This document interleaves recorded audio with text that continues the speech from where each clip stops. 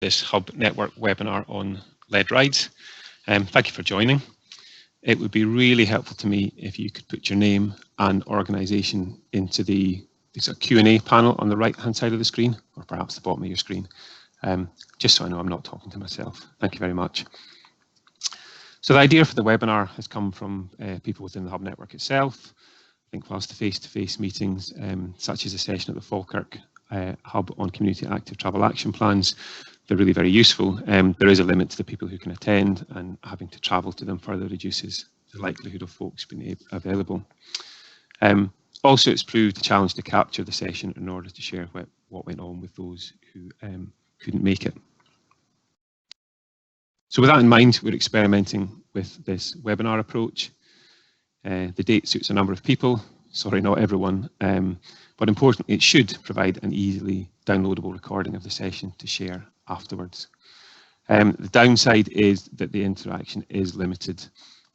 We can try the Q&A panel to the right, but I will say up front that I'm going to attempt to limit the time of the webinar. Really, that's mostly so that our downloadable recording does not go on too long, significantly reducing the likelihood of someone actually listening to it.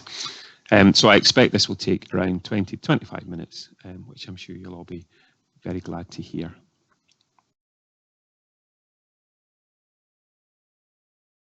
So this will be a pretty high-level introduction into lead rides and how we use and run them. The we in this instance are the Ayr and Kilmarnock Active Travel Hubs. The hubs are South Ayrshire Council and East Ayrshire Council led projects that are run in partnership with Sustrans.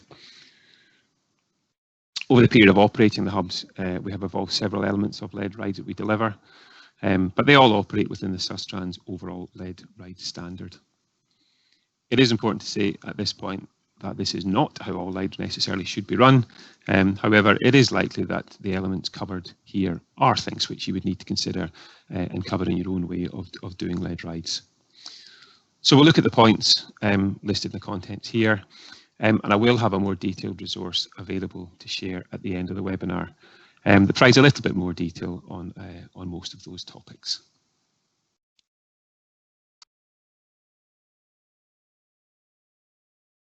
So I think the first thing to ask really is, well, what is a lead ride?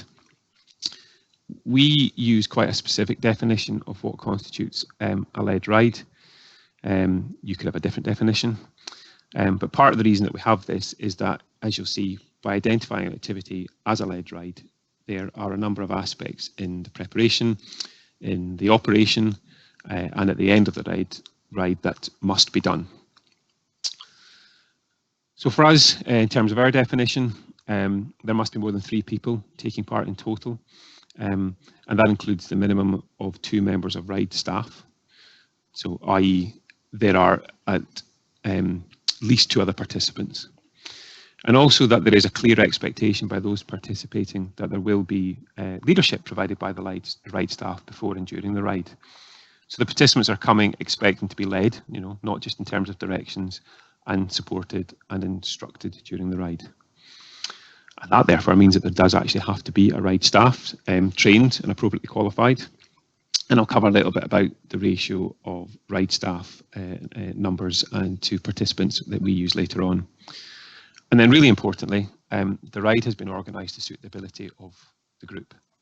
Or maybe should look at that from the other side, that the group have understood as far as possible the kind of skill level, the experience, the fitness level that the ride is aimed at in advance, so that they can sign up for the ride with some confidence that it's appropriate to them. So really, if all the elements above are met, then that's what we're doing. We're delivering a lead ride.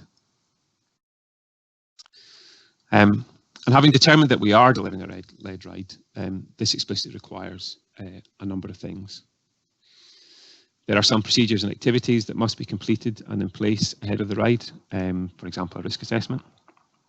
And we find it helpful to break the activity itself and the planning of it down into 3 parts. The sort of bit you have to do before you set off, during the ride itself, and after the ride. And we will cover a little bit about each of these. But before we get into perhaps on a little bit more of the detail, it is worth thinking about why you offer or why you want to offer and deliver led rides. I guess it might seem obvious, and in fact it probably is, but what is your goal with the rides? What is it you're trying to achieve?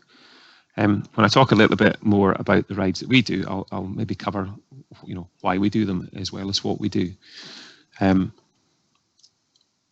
at a high level, what our projects are focused on is supporting people in making a choice to travel actively.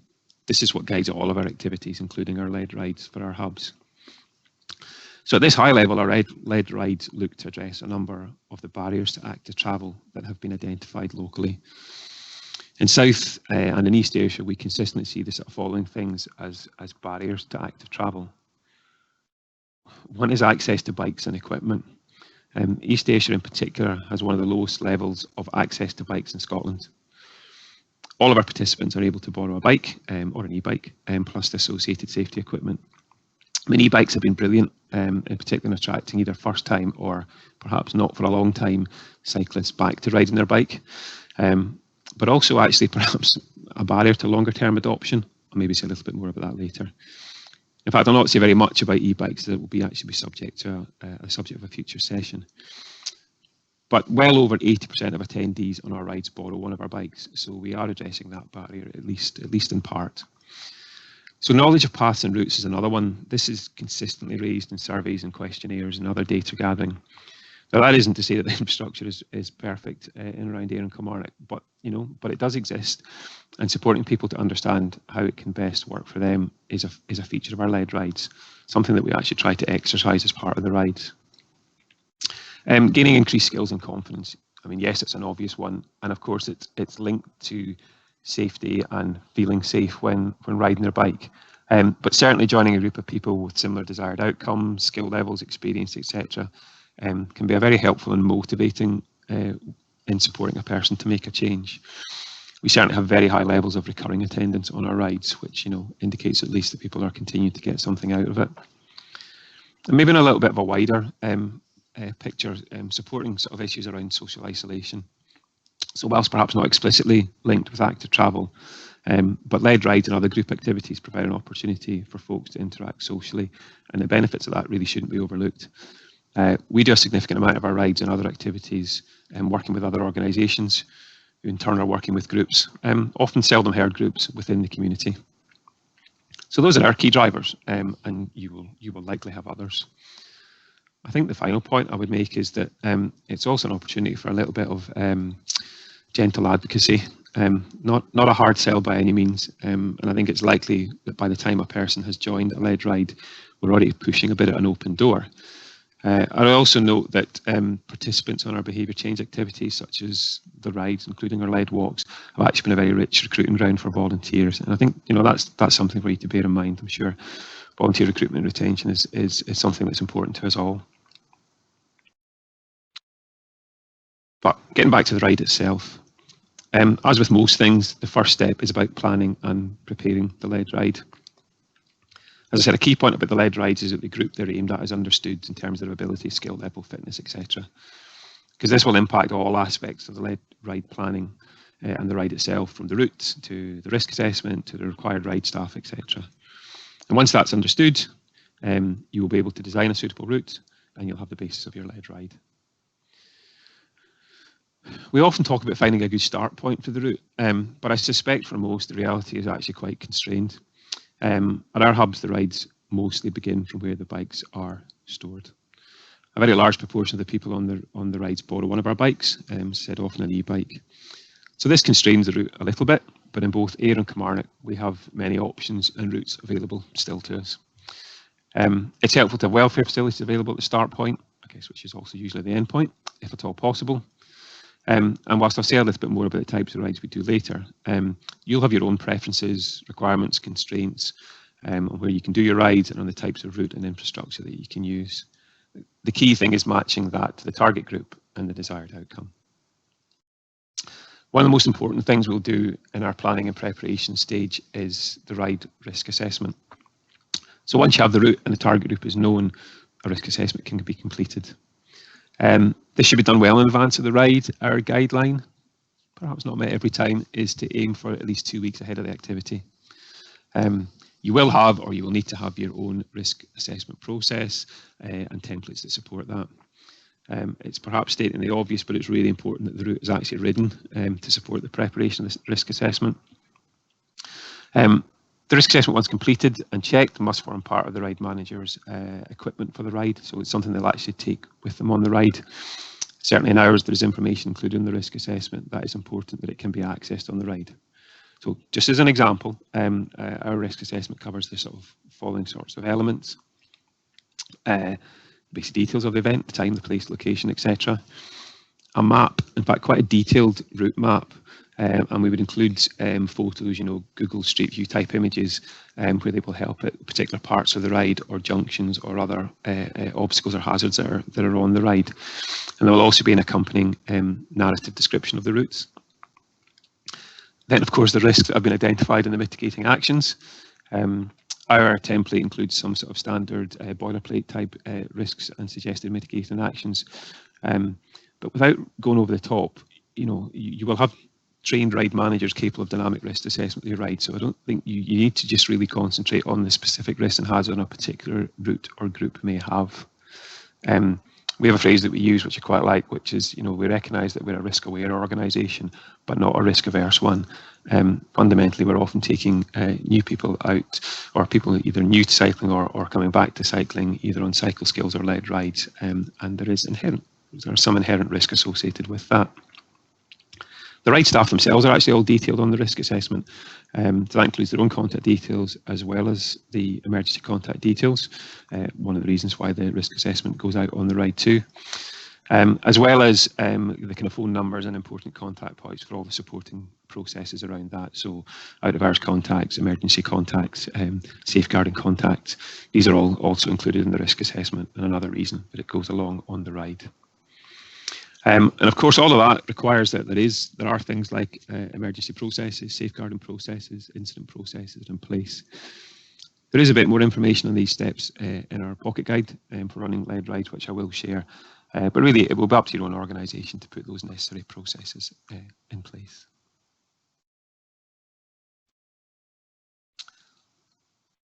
Just to say a little bit about ride staff, which of course are required for your led ride. The table that you can see shows the number and level of ride staff that we must have in place depending on the size and type of ride. These have been developed by Sustrans over many years of doing led rides, and they are regularly reviewed. Almost all of our rides are limited to 10 participants. This reduces the number of ride staff required, but mostly we find this is an appropriate number to best support what it is we're actually trying to achieve. So the mix of barriers that we're trying to address and the learning points in our rides, because they're not just leisure rides, and this is best served by a smaller group of up to 10. And at a practical level, it keeps the number of bikes required lower, as well as associated preparation for the officers. It's important to say these ratios may need to be, or of course can be, increased depending on the participants. It's a minimum that we must meet. We train. We've got different levels of qualification, if you like, or roles rather, from ride manager to ride leader and ride assistant.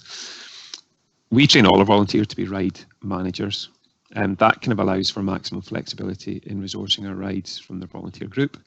And we've actually yet to encounter a volunteer who was kind of resistant to being trained as a ride manager. Additionally, all the ride managers have first aid training, and actually many will also have undertaken Velotech or another cycle maintenance qualification, so that part isn't mandatory. So in summary, we have at least 2 ride staff on each led ride, and these are both trained at a ride manager level, though importantly only one will actually be the designated ride manager on the day. Another kind of way aside is that our processes require a peer assessment every couple of years of ride leaders and managers. That's just something you might want to consider as part of your overall sort of risk mitigation and continuous improvement strategy. In terms of what is the difference between a ride manager and a ride leader, actually not a huge amount, hence our decision to sort of train everyone as ride managers. But basically, a ride manager has overall responsibility for the ride, and this includes kind of the risk assessment and the briefing. We have a slightly higher level of qualification and training required for the ride managers versus ride leaders. Though, for example, Cycling Scotland training courses do a very good job of standardising content and delivering good ride leaders. So the qualification-wise for our ride managers, you must complete the Cycling Scotland Cycle Ride Leader course with a small additional component added. And because of the course available through Cycling Scotland, the training requirements for our ride leader are almost exactly the same, and in fact, it does require the same cycle ride leader course. So really, it isn't too much more for us to train everyone to be a ride manager.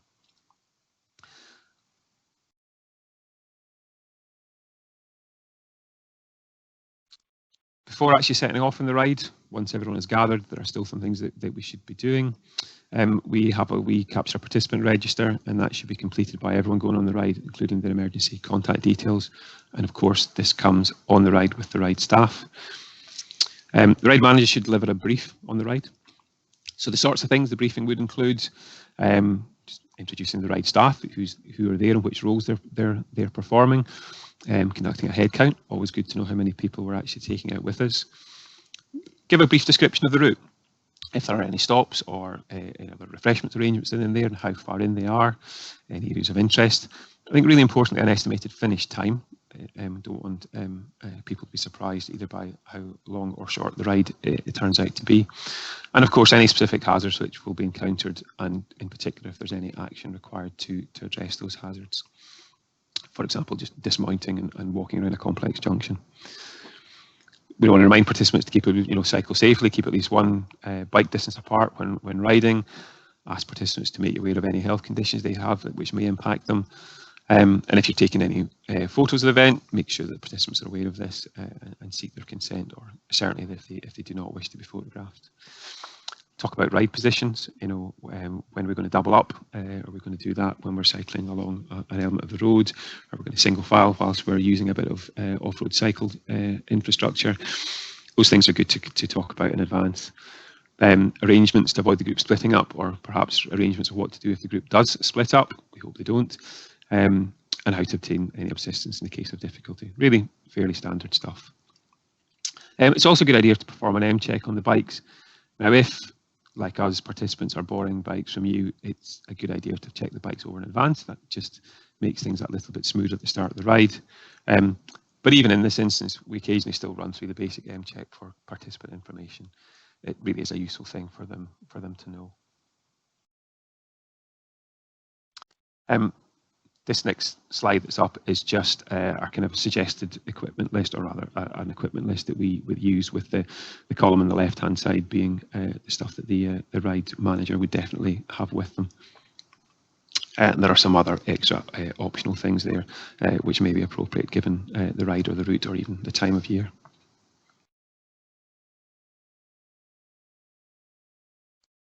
And then finally, 9 slides, nearly 20 minutes in, we're actually ready to go on the ride. So the primary concern for the lead ride is participant and ride staff safety. You'll have trained and qualified ride staff who know how to deliver a lead ride and dynamically assess risks as the ride progresses. So I don't think we need to stress this part too much. In terms of kind of ride manager responsibilities, though, it is for them to set the reasonable pace that's appropriate, to the ability, the fitness and skill level of everyone that's on the ride. And they do want to try and keep the group together, safely together if at all possible. Watch for stragglers. Keep appropriate spacing. A relatively simple tactic for keeping a group together is just to have the slower riders at the front of the group, and that tends to avoid people heading off the front. If there are any kind of busy periods or any complex bits that you want to tackle, it is appropriate to divide the group into smaller groups, and maybe manage a group through at a time. Keep checking you've got everyone as the ride goes along. Do keep an eye on your participants carefully. Make sure they're not tired or they're not overexerting themselves. And to help with that, arrange, do have specific stops and explicitly check with the participants and ask how they are. You need to keep an eye on the weather. You need to address the junctions or any hazards as set out in your risk assessment. If the ride is taking longer than planned for whatever reason, make sure that any pre-arranged contacts are let know that that's the case. And remember to take photos of your ride for promotion of your event. For us, certainly on social media, these are some of our best interacted with posts. and when we've got good pictures from our rides and walks and other events like that.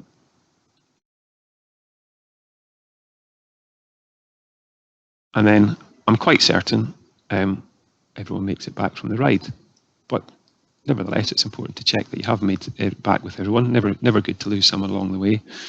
Simply thank everyone for coming, and of course highlight any upcoming events and when your next ride or other suitable event is. It's important to build in some time and actually encourage participants to give you feedback at that point. And that could be done directly, just having a chat with folks, letting them give an opinion on the ride, what they liked, maybe what they didn't. But also then to make sure that you get to them to complete your surveys or questionnaires or whatever your data collection methods you are choosing to use as an opportunity for them to do that. It's really important. The feedback that we've received has and continues to have a direct impact on our rides. When you turn to base, you should make sure that your participant register is stored appropriately in line with your GDPR compliant processes. And of course, if there has been an incident or a near miss, then to follow the incident process, fill in the incident reporting form, at the very least gather the appropriate information at that point as close to the incident occurring as possible.